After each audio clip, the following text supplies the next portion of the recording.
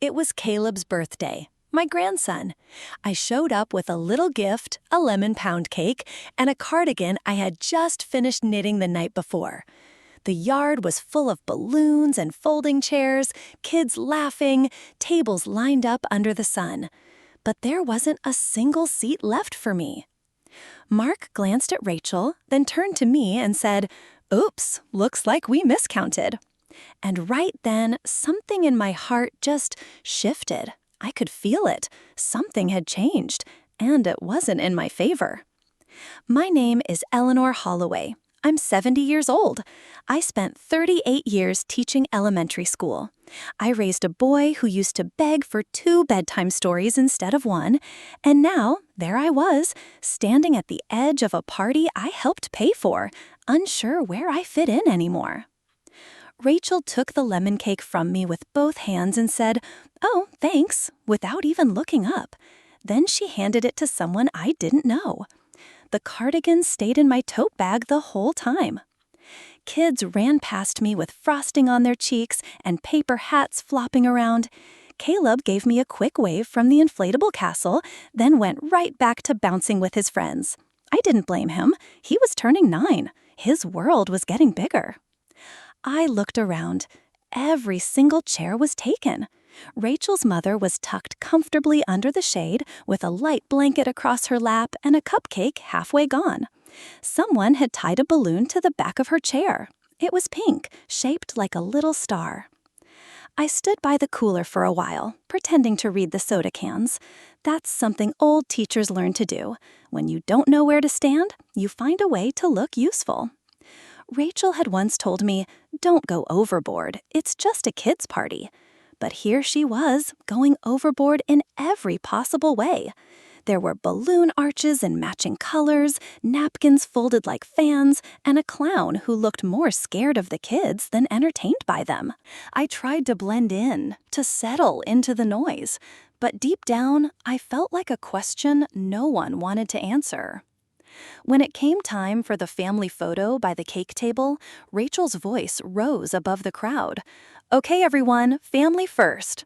They grouped together in clusters. Mark had one arm around Caleb, the other around Rachel.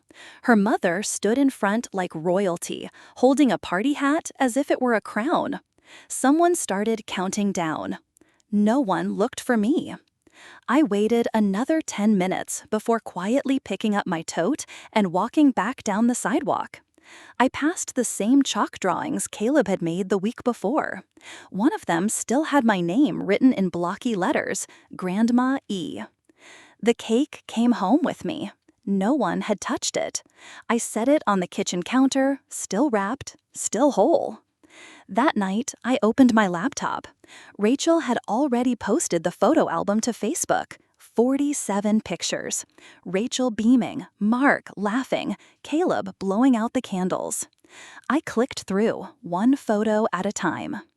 In the corner of one shot, you could just barely see my elbow, blurred, almost out of frame. In another, I stood behind the fence, out of focus, behind the birthday banner. Like I wasn't supposed to be there, like I just wandered in. They managed to capture the whole party from every angle, without me in it. If you've ever walked into a room and felt like you didn't quite belong anymore, I just want to say this: you're not alone. If you've ever felt left out, or found the strength to keep standing anyway, I'd love to hear your story. Leave a comment if you feel like it. And if you want to walk this road with me, quietly, honestly, go ahead and subscribe.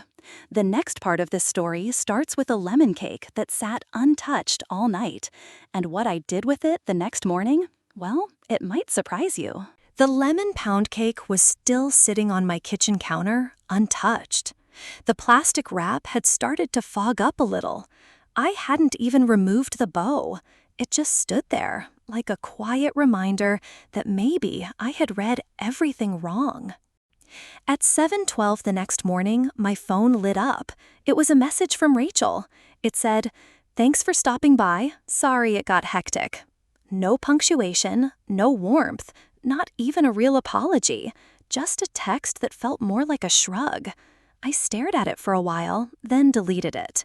not because I was mad, although maybe I was, but because I honestly didn't know what to say back. What could I even respond with? The house was still. A soft square of morning light stretched across the kitchen floor. I pulled my cardigan a little closer and stood near the fridge. My fingers brushed against an old magnet shaped like a teddy bear.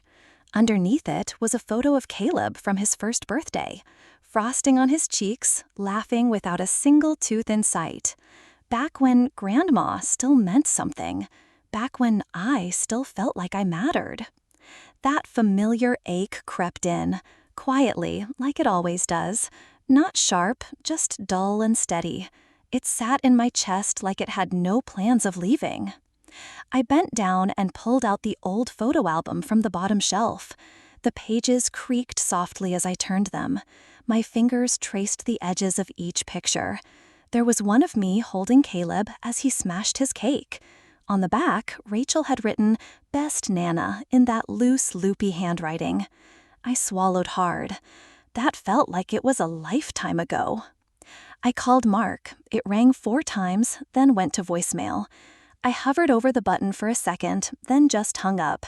I didn't leave a message. I didn't even know what I would have said. Maybe something like, "Hey, just wondering if your wife remembers I exist." Later that morning, I decided to get out of the house. I walked to the corner cafe, hoping the air might clear my head. On the way, I ran into Marjorie from down the block. She said, "Eleanor, was that you I saw at Caleb's party yesterday?" I hesitated, then said, "Oh, yes, I left early, had a bit of a headache." She gave me a kind nod and didn't ask anything more. Thank goodness for that. I grabbed a small coffee to go and walked home slowly, letting the breeze sting my cheeks just a little. When I got back, the cake was still sitting there on the counter, still untouched, still waiting, or maybe just mocking me. That evening, I opened the freezer. I placed the cake inside, plastic wrap, bow, container, and all. I pushed it all the way to the back, behind the frozen peas and some old casserole I had forgotten about. Then I closed the lid and walked away. I sat down at the dining table and pulled out my old box of stationery. I wrote Caleb a letter I knew I'd never send. I started with, "Sometimes I wonder if you'll remember me the way I remember you." And then I stopped. My hand held the pen for a while, but no more words came. I folded the letter neatly and tucked it between the pages of the photo album. I've written dozens of letters like that, never mailed a single one, because it's not really about what they read. It's about what I need to say. I used to think photographs told the truth, that whatever was inside the frame was what really mattered. But now I see it differently. Photos don't just show what happened, they show who's allowed to stay in the story. Rachel had posted an album on Facebook. She titled it "Family First" with a cheerful little exclamation mark, like nothing had gone wrong at all. There were 47 pictures.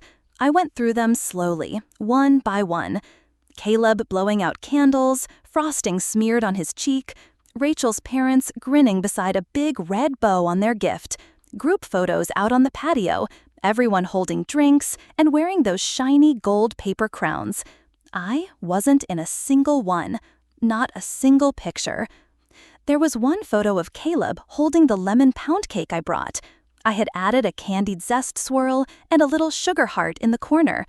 The caption underneath said, "Our sweet boy deserves the best," but no mention of who made it, no sign that I'd even been there. Still, I kept clicking, even though each photo felt like it was nudging me further out. In one, I caught the edge of my arm, just that, cropped off at the elbow, like I was already on my way out of the frame. The rest of the pictures didn't show me at all. I zoomed in on that one photo. I stared at it for a while. Then I saved it, gave it a new name, almost included.jpg. Outside, the sky had turned dark. The only light in the room was from my laptop and a hallway lamp I hadn't switched off yet. My tea had gone cold. I opened my email and searched for a message from Rachel. It was from last fall. She had written, "No matter what, you'll always have a seat in our family." I had saved it in a folder called Good Things. I read it again, 3 times. Back then, those words felt so warm. Now they just felt empty. I closed the laptop slowly, like I was afraid it might break if I moved too fast. I walked down the hallway, past the bookshelf, the coat rack, and the old cedar chest. Then I stopped in front of a photo that had hung there for years. Mark and Rachel on their wedding day. I had been wearing a navy blue dress and a brooch that used to belong to my mother. I looked at it for a moment, then, without a second thought, I took it down. In the storage closet, I found a cardboard box I had started months ago. I hadn't known what to put in it until now. I wrote on the lid, "Things I'm not pretending about anymore." The wedding photo was the first thing to go in. I sat back on my heels and let out a long breath I didn't even know I was holding. I wasn't angry. I wasn't falling apart. I was just done.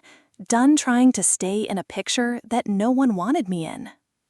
The next morning, there was a padded envelope in my mailbox. The handwriting was loopy and unfamiliar, but the return address caught my eye. Joanne Sanders. I hadn't seen that name in over 10 years.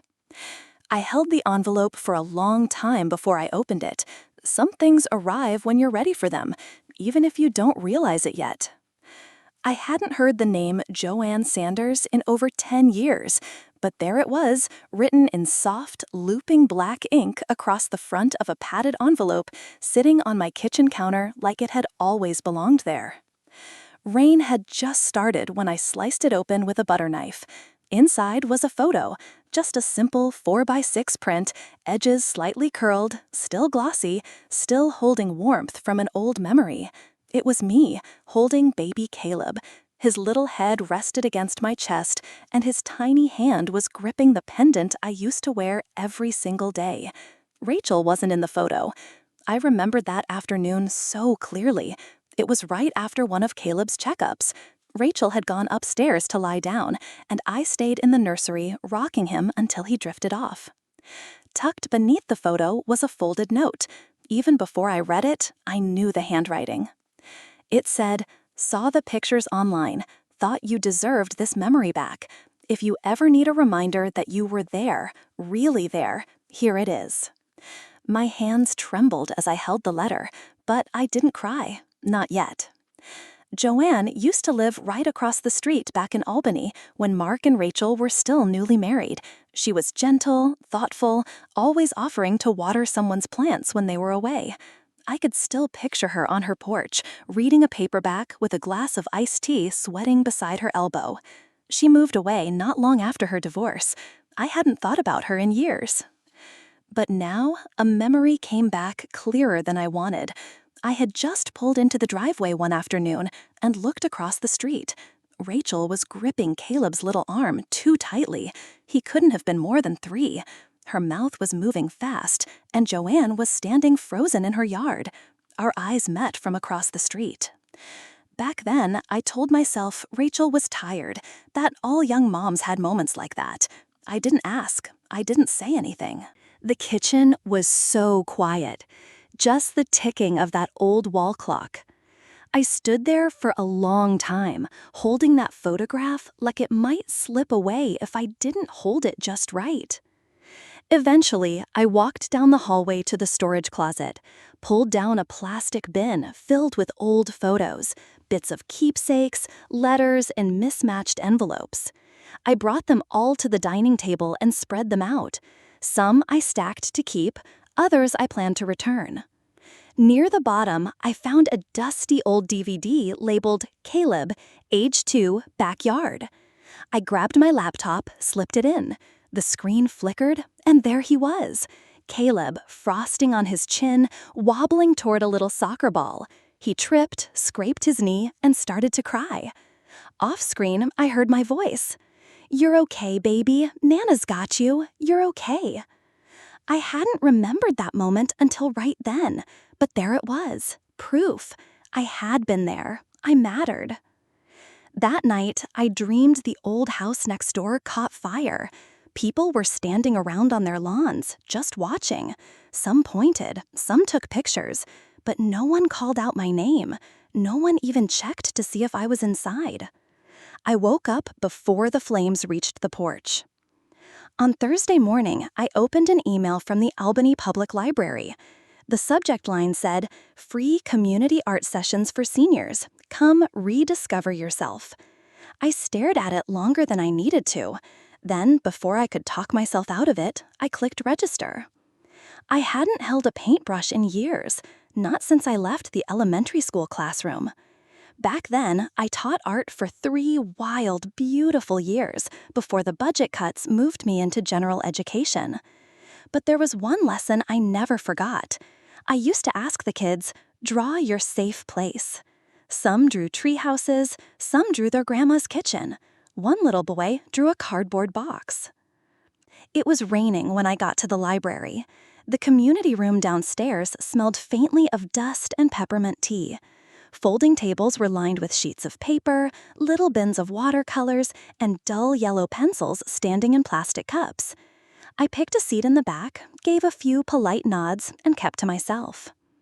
Vivian was the instructor. Her voice reminded me of chamomile, gentle, steady. She wore a cranberry-colored scarf and walked with a slight lean. She clapped her hands softly and said, "All right, ladies, today's prompt is, paint the last thing you let go of." I froze. Her words hit me like cold water. Around the room, people began dipping brushes. Water cups clinked, palettes snapped open. But I just sat there, staring at the blank page. It felt like looking into a mirror. Eventually, I dipped my brush in blue and painted a sky. Then, up in the corner, I added a single balloon, pale yellow, faint, floating just out of reach. The woman sitting near me leaned over. She had gray hair braided down her back and walked with a cane. She looked at my painting and whispered, "That looks like freedom." I didn't know what to say, so I just nodded. After class, I walked home slower than usual, but I felt lighter, like something inside me had shifted, even if I couldn't quite name it. When I got home, I opened the freezer and pulled out the lemon cake. I cut a slice. It was still cool, but soft, and it tasted real, like proof I was still here. That night, I opened the drawer beside my bed and pulled out a blank notebook. Not the one with letters I never sent to Caleb. This one was new, fresh pages, no history, no pressure. I wrote the date at the top, and then just one sentence. Today, I remembered I can still begin. It wasn't much, but it was mine. The next morning, I checked the mail. Mostly bills, a coupon flyer, and a folded piece of white construction paper, gently tucked between the catalogs. I opened it right there on the porch. It was a drawing, crayon on paper, a stick figure in a purple triangle dress with silver hair, another smaller figure beside it, holding hands. Above their heads, in big block letters, it said, "Me and Grandma E." There was no note, no envelope, but I didn't need one. I stood there barefoot in the early sun, holding that paper like it was something sacred. Sometimes, after being invisible for so long, it's almost hard to believe what it feels like to be seen again. The drawing Caleb made stayed right there on my fridge, held up by an old magnet that used to say "Number 1 Mom." The red paint was chipped now. It had come with a Mother's Day gift basket once, grapefruit soap and peppermint lotion. The soap had been used up long ago. The lotion turned sticky and strange, but the magnet stayed. That morning, I stood there with a cup of tea in my hands. The steam curled up around my face like a quiet question. For the first time in months, I wanted to write again. Not because I was sad, not because I missed something, just because I wanted to put something true into words. I walked over to the desk in the corner of the living room, the one where I used to stack bills before online banking made it all disappear. The drawer still held a set of old stationery, ivory pages with soft blue borders. I pulled out one sheet and smoothed it flat with my hand. There was classical music playing low on the radio, a nocturne, I think, a little sad, but not completely without hope. I started writing, slowly. You were always loved. You are still loved. Some people forget how much we noticed. I hope you never do. That was it, just 4 lines. No return address, no signature, just the weight of those words sitting square in the middle of the page. I folded the paper into thirds and slipped it into a plain envelope.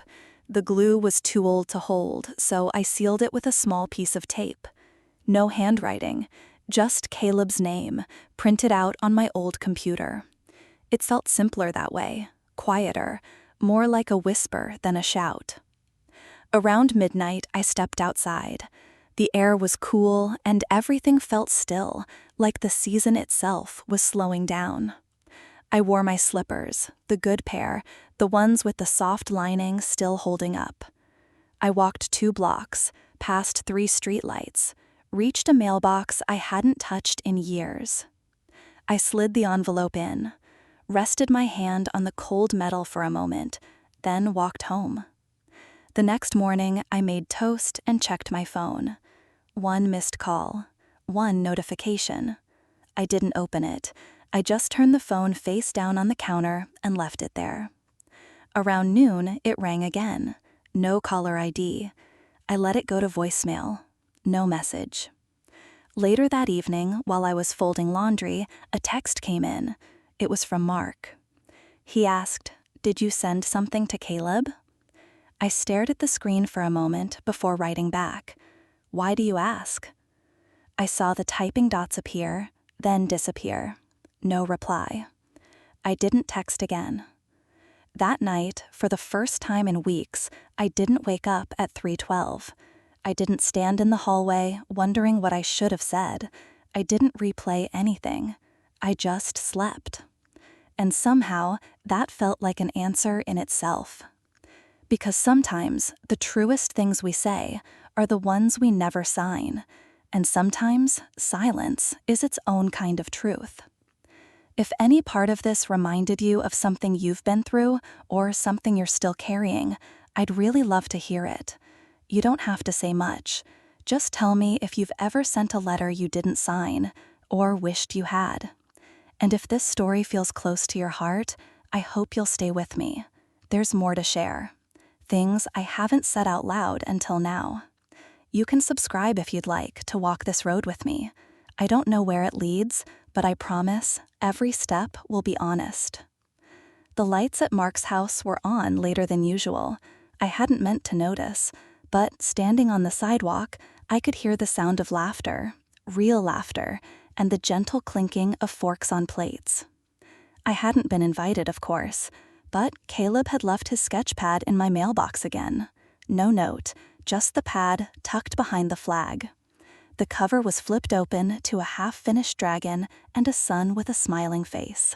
I told myself I'd just return it. No knocking, no staying. As I walked up the path, I saw 3 extra cars in the driveway. One had New Jersey plates. Another had a child's jacket tossed in the back seat. Through the side window, I caught a glimpse of a long table set with cloth napkins and crystal glasses. Rachel's mother stood near the head of the table, carving what looked like a turkey. The porch light flicked on just as I reached the steps. I stopped for a second. Then I rang the bell. Mark opened the door. He looked surprised, like I'd crawled out from under the floorboards. He said, "Mom," and his voice caught a little. Rachel showed up behind him almost immediately. Her arms were crossed, wine glass in hand. She said, "It's a small thing, just neighbors." Her voice sounded casual, but tight. I held up the sketch pad. Caleb left this for me. Mark didn't come out. Rachel didn't open the door any wider. But then Caleb ran right past them, arms wide open. He hugged me hard around the waist. He asked, "Are you staying for pie?" Rachel's smile tightened. "Not tonight, sweetie." I looked at Mark. He stared at the floor. I bent down, kissed Caleb on the forehead, and handed him the sketch pad. maybe next time. But deep down, we all knew there wouldn't be. Back home, I put the kettle on, but I never turned it on. I just stood there in my coat, watching my breath fog up the kitchen windows. I picked up my phone. There were names in it I hadn't called in years. Old friends from church, Caleb's first pediatrician, a neighbor who once brought me blueberry muffins after my husband died. I went through them, one by one, and deleted the contacts. Not out of anger, not even out of sadness, just to make space. All except one. I kept Joanne's number. She hadn't called since she sent the photo, but I remembered her handwriting, steady, gentle. I remembered what she wrote. You were there. And tonight, that's what I needed to believe. Not the photos on Rachel's feed, not the careful smiles around turkey, but this, that somewhere in the years that truly counted, I had been there, fully, honestly.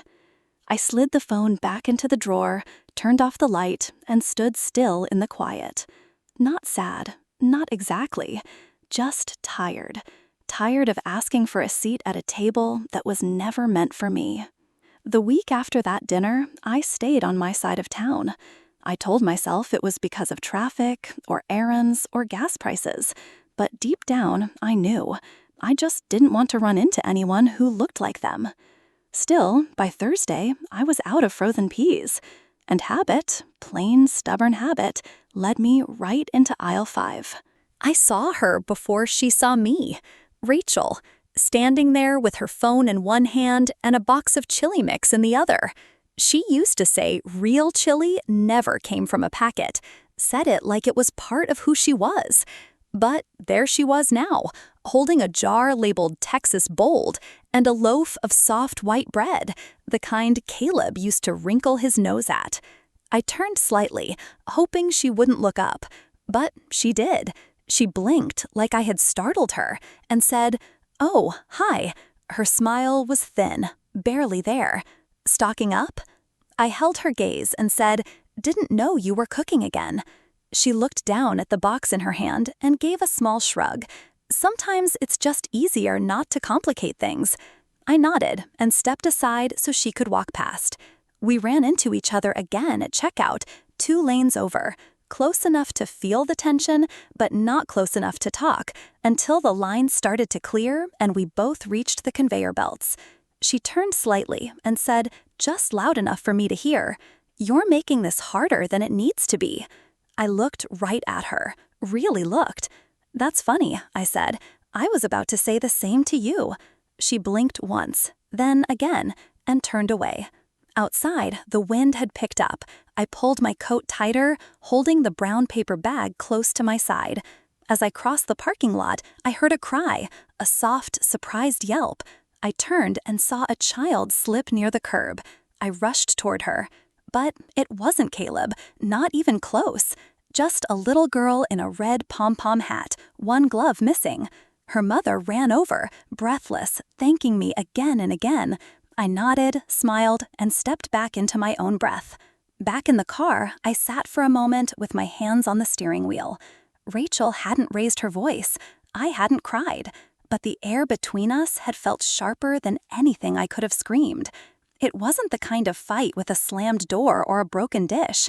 It was colder than that, quieter, like 2 people slowly turning their backs, pretending they'd never been in the same room. At home, I put the groceries away, one by one. I slid the peas into the freezer, set the bread on the counter. Then I opened the fridge. Caleb's drawing was still there, held up by that chipped old magnet that used to say #1 Mom. It didn't sting today, not in the same way, not because it stopped mattering, but because it still did. And I wasn't done remembering that. 2 days before Christmas, a small box showed up on my doorstep. No card, no return address, just plain brown paper tied with twine, the edges a little worn from the cold. But I recognized the handwriting. It was the same cursive Mark used back in 5th grade. Slanted, careful, hopeful. The way he used to write thank you notes to the neighbors or label his science projects. Inside the box was a mug. White ceramic, wide-lipped, the kind you can hold with both hands on a snowy morning. In big blue letters, it said, "Strong women raise strong sons."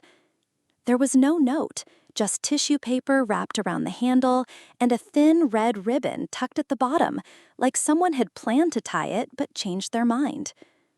I set the mug on the kitchen counter and just stared at it for a while. It wasn't that I didn't appreciate it, I just didn't know what it meant. Was it an apology? A joke? A quiet nudge towards something neither of us had the words for? I didn't use it. That evening, I made tea in my regular mug, the chipped blue one I got at a summer craft fair. I sat by the fireplace with a blanket over my knees. Snow had started to gather along the windowsill, soft and steady. I opened the drawer with all my old things, found the voice recorder on my phone, and scrolled through old messages. One caught my eye. March 2019. Mark's voice, full of laughter. "You'll love this, Mom. Caleb's first word, mug. Not mama, not dada, mug. You win." He sounded younger then, happier. I listened to it twice. Then I opened my journal and wrote, "He remembers, but he doesn't repair." I stared at that line until the words stopped meaning anything. Later, I picked up the new mug. It felt heavier than most. I didn't want to throw it away. That felt too loud, too final. So instead, I filled it with soil from the pot by the window. I snipped off a small aloe vera branch from the plant I've kept alive for over 10 years. I pressed it gently into the soil, wiped the rim clean, and set the mug on the windowsill where the light still found its way in, even in December. Aloe heals slowly, quietly, but it heals. That night, I went to bed early. No texts, no calls, just the soft hum of the heater and the faint ticking of the wall clock I stopped winding a while ago. And for once, I didn't lie awake hoping someone would reach out. I didn't go over old conversations. I didn't try to rewrite anything. I just slept.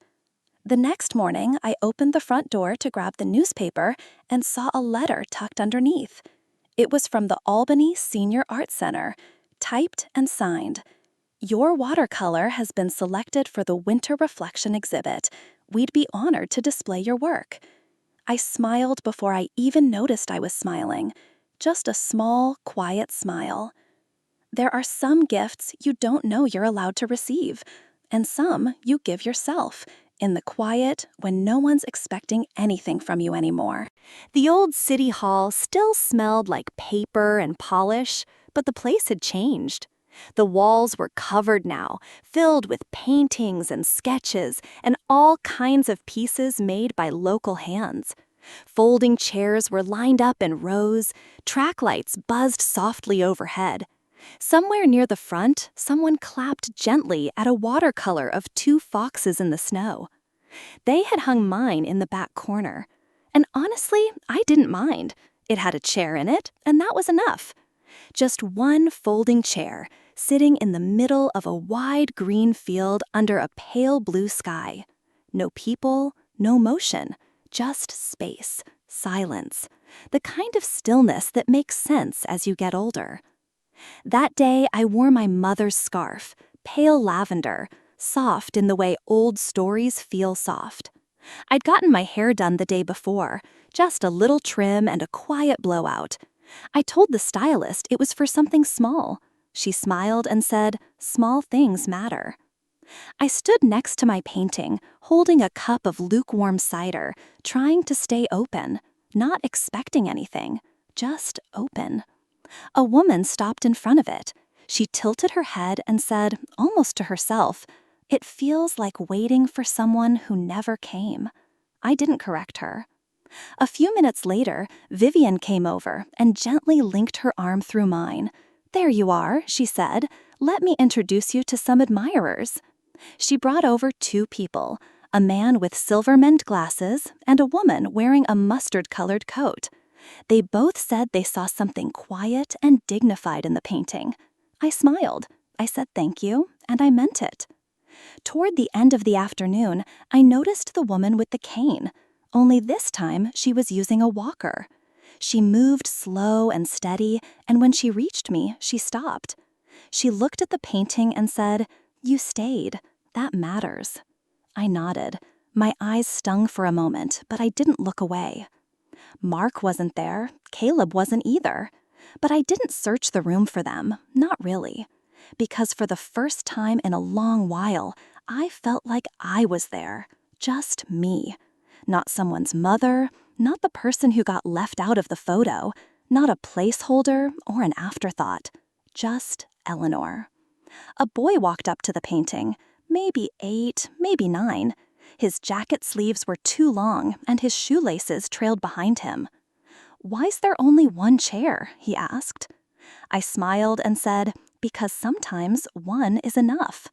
He nodded, like that made perfect sense to him, then ran back to his mom, who was looking at a collage made from pressed leaves. That night, I slipped off my shoes, draped the scarf over the back of the chair by the door, and reheated the cider I had brought home. The answering machine light was blinking, soft and steady. I pressed play. Mark's voice came through, a little crackly at the beginning. "Mom, can we talk sometime soon?" I stood there for a moment, holding the warm mug in both hands. Outside, the wind nudged the window. The aloe plant leaned toward the dark. And inside, my chair, just one, was waiting. I didn't call Mark back right away. Instead, I cleaned the kitchen, scrubbed the sink until it shined, wiped down the counters, even the corners behind the toaster where crumbs always gather. I took the meat out to thaw and turned the oven on to preheat. Then I reached for the good china, the plates I hadn't used since Caleb's christening. For the first time in years, I made meatloaf from scratch, not the quick version, the real one, just like my mother used to make. Crushed Ritz crackers, extra ketchup, and a splash of Worcestershire if you had it. The smell filled the house, warm, savory, familiar. It drifted through the rooms like something soft and old, like affection you hadn't felt in a while but still recognized. I set the table for one, a cloth napkin, that floral plate, a silver fork I had to polish first. I poured a cup of Earl Grey and lit a small candle in the middle of the table, not for show, just for light, the kind that makes a moment feel like it belongs to you. I turned on the old record player, the one Mark gave me back when he was still in college. Billie Holiday played through the speakers, low and sweet. Before I sat down, I reached into the drawer and took out a blank card. I wrote, "Vivian, thank you for reminding me how to pick up a brush and what it means to paint with both hands open." I sealed the envelope and left it by the door, ready for my walk tomorrow. The meatloaf came out just right, maybe a little too much ketchup, but it felt honest. A few bites in, I remembered the cake, not the one from before, a new one, lemon again, but this time with a glaze I whisked slowly, carefully, like it meant something. It was cooling on the windowsill, catching the last of the afternoon snowlight. As I rinsed my plate, my phone buzzed, one new voicemail. I dried my hands and hit play. "Hi, Grandma E. It's me. I saw your painting. Dad showed me. I liked the chair. It looked lonely, but kind. Okay, bye." His voice had changed, just a little, deeper now, but still soft around the edges, still him. I listened again. Then I saved it. I didn't cry. I smiled. I poured another cup of tea and cut a slice of the cake, still warm at the edges. The lemon hit just right, bright and familiar, the way it used to taste when I baked for birthdays. Only this time, it wasn't for anyone else. I sat by the window, watching the snow fall over the street. It covered the railings, softened the shape of the mailbox, layered the steps like a quiet secret. As I reached the bottom of my cup, I noticed something. A little paper tab from the tea bag had slipped loose. It floated near the rim, damp and curled, but the words were still clear. You do not need permission to exist fully. I read it twice. Then I tucked it under the magnet on the fridge, right next to Caleb's drawing of us, stick figures and all. Spring came early that year, not in any loud or showy way, just quietly, the kind of early that slips in through the porch screens when you're not looking. By mid-March, the daffodils were already blooming, bright yellow, swaying in the breeze like they had something to prove. There was a pastel pink envelope in the mail that morning, sealed with a little gold foil trim.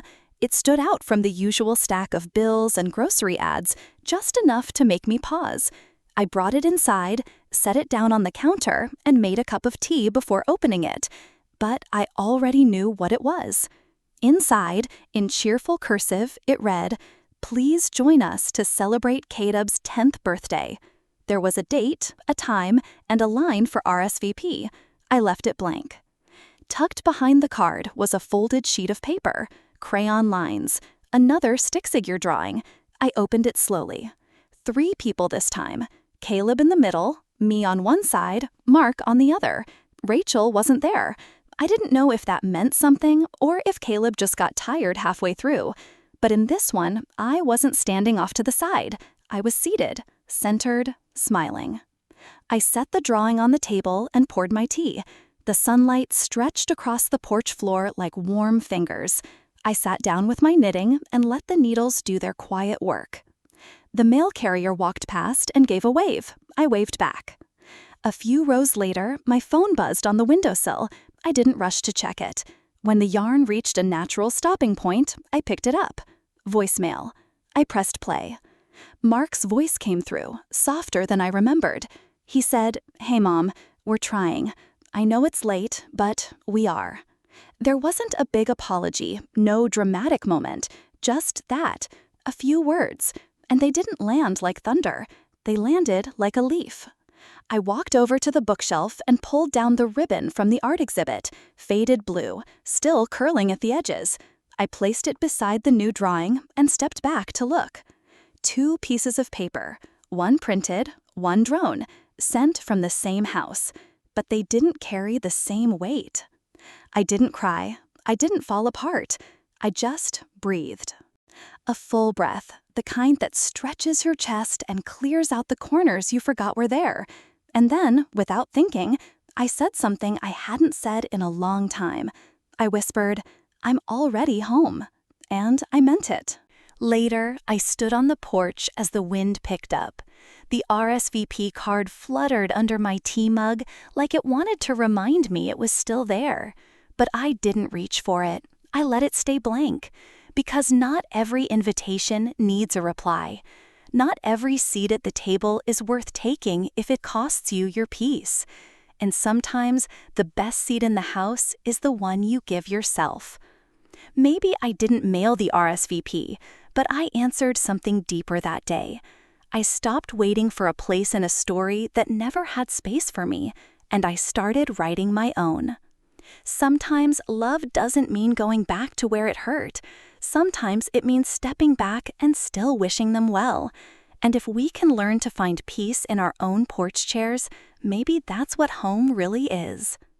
If any part of this made you think of your own life, I'd be honored to hear your thoughts. And if you're ready for another step in this journey of mothers in memory, I hope you'll join me in the next story. My son handed me a bottle of water, then said, "You're just dead weight anyway." It's one you won't forget.